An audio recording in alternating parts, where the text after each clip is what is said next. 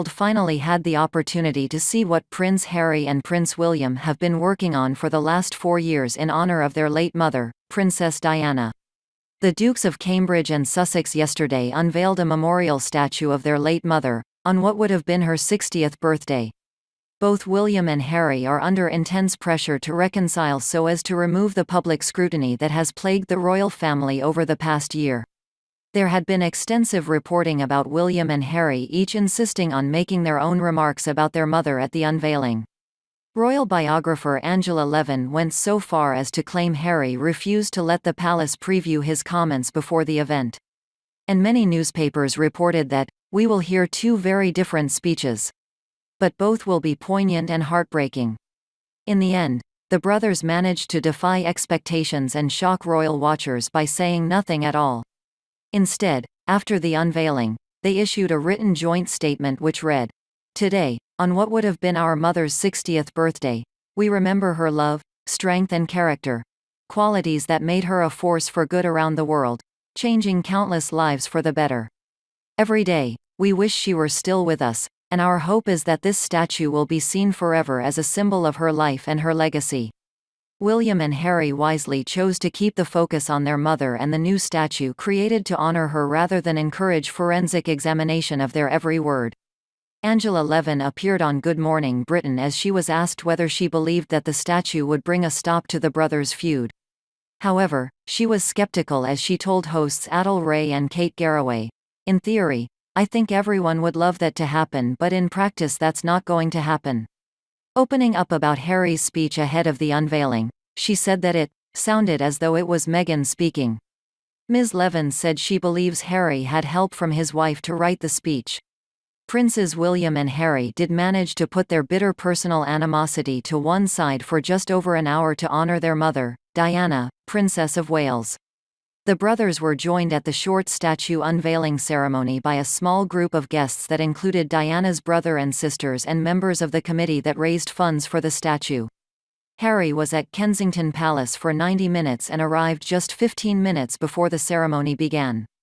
Ultimately, the unveiling was less than 20 minutes long, a far shorter and quieter occasion than many expected. A bigger celebration is planned for September for the guests who William and Harry couldn't host due to COVID restrictions. The unveiling of the highly anticipated statue in her memory in the sunken garden at Kensington Palace, her former London home, was, according to one of those present, very moving and dignified. At the ceremony, William and Harry appeared in good spirits and were seen laughing and joking with the other attendees. However, it was notable that Harry seemed slightly deferential to William as he held himself back from engaging with most guests until after his older brother had done so. When they greeted their Spencer aunts and their uncle, William took the lead greeting Diana's siblings, giving Lady Sarah McCorquodale a kiss on both cheeks, then welcoming Lady Jane Fellows and Charles, Earl Spencer. Harry received a warm welcome from his aunts as well, with Charles offering a handshake and a wide smile to his nephew. The Duke of Cambridge and the Duke of Sussex put on a very good show, despite their rift, a royal author has said. Before that, many experts had predicted that Meghan would be a surprise guest at the unveiling of Princess Diana's statue. They even made comments that Meghan knows how hard it was to attend his grandfather's funeral alone and doesn't want that to happen again.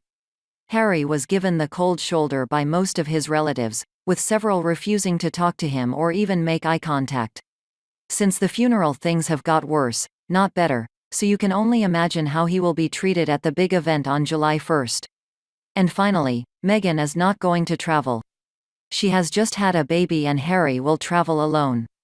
In recent months, Harry and wife Meghan, the Duchess of Sussex, have unleashed a barrage of damaging claims about the palace, including callous disregard for the Duchess' mental health, racism and total neglect.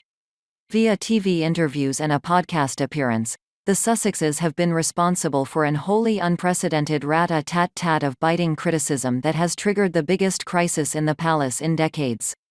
The unveiling of her statue on what would have been her 60th birthday was a bittersweet occasion, a moment to reflect on the good she did but also a reminder of the sadness of losing a mother at such a young age. The fact the brothers' bond was forged in grief has made their rift all the more poignant. Every family experiences divisions and difficulties, and the Windsors are no different. Only the two princes will be able to solve their differences, and it may take years. The brothers appeared together at the unveiling of a new statue of Diana, Princess of Wales, described as stunning by Penny Junor.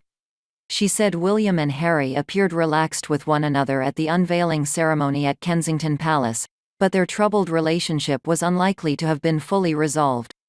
The dukes unveiled the bronze monument to their late mother in the palace's sunken garden on what would have been her 60th birthday. The bronze statue of Diana, Princess of Wales, depicts the princess surrounded by three children to represent the universality and generational impact of her work.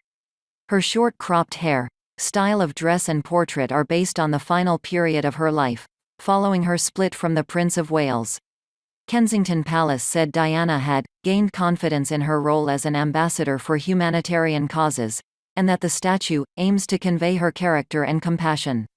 Sculpted by renowned artist Ian Rank Broadley, the monument is 1.25x life-size and was cast by Castle Fine Arts Foundry in the traditional, lost wax process, with a patina of a bluish-green over black.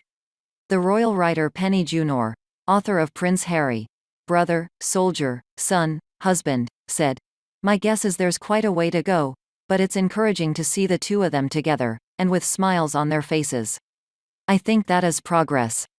Body language expert Judy James said of the brothers, "There was no real tension in their posture." Harry fiddled with his wedding ring, which is clearly a reference to seeing his family as a source of comfort under pressure.